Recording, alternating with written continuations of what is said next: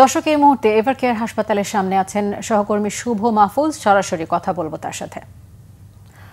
শুভ, বেগম খালেদা জিয়ার শারীরিক অবস্থার এই মুহূর্তের তথ্য জানাবেন আমাদেরকে।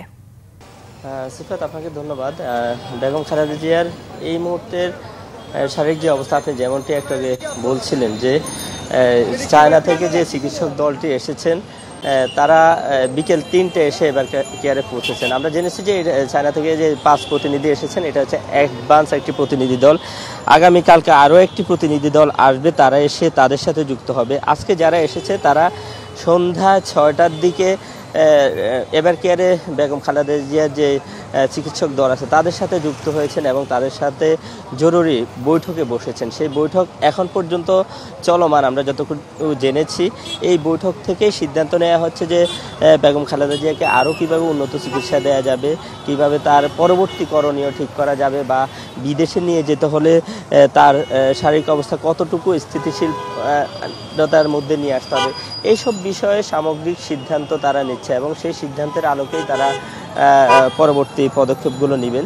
আর এই সব বিষয়ে আমাদেরকে তাদের সাথে সার্বিক পর্যালোচনা শেষে, বৈঠক শেষে আমাদেরকে বেগম খালেদা জিয়ার ব্যক্তিগত চিকিৎসক, বিএনপির স্থায়ী কমিটির সদস্য doctor AZM Zahid Hossain brief করার কথা রয়েছে। তবে কখন ব্রিফ করবে সেটি এখনও আমরা নিশ্চিতভাবে বলতে পারি না।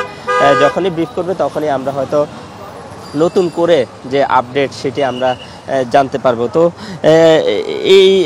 এই চিকিৎসক দল যে সিদ্ধান্তগুলো নেবে সেই সিদ্ধান্তগুলো আপনাকে জানিয়ে দেব। আরেকটি বিষয় হচ্ছে যে দুপুরের পরে বেগম খালেদা জিয়ার কিডনি ডায়ালিসিস হয়েছে, এই তথ্য আমরা একটি সূত্রে জানতে পেরেছি।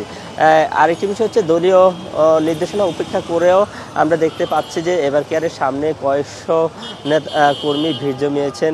কেউ কেউ এসে ভিতরে যাচ্ছেন, যারা সিনিয়র নেতা তারা এসে আমাদেরকে সাথে কথা বলছেন, কিন্তু খালেদা জিয়ার ডাক্তারের পরামর্শের বাইরে তারা কিছু বলতে পারছে না। অর্থাৎ বিএনপির মহাসচিব যে তথ্যটি দিয়েছেন যে তার ব্যক্তিগত চিকিৎসক ডাক্তার AZM জাহিদ হোসেন যেই তথ্য দিবেন সেটি তথ্য, এর বাইরে কোনো কিছুতে যাতে গণমাধ্যম কর্মীরা বিভ্রান্ত না হয়, সাধারণ মানুষ যাতে বিভ্রান্ত না হয়, সেই নির্দেশনাগুলো কিন্তু ফলো করছে যারা এখানে আসছে। তারা আমাদের সাথে কথা বললে তারা ওই ডাক্তারের যে রেফারেন্স সেটি দিচ্ছে।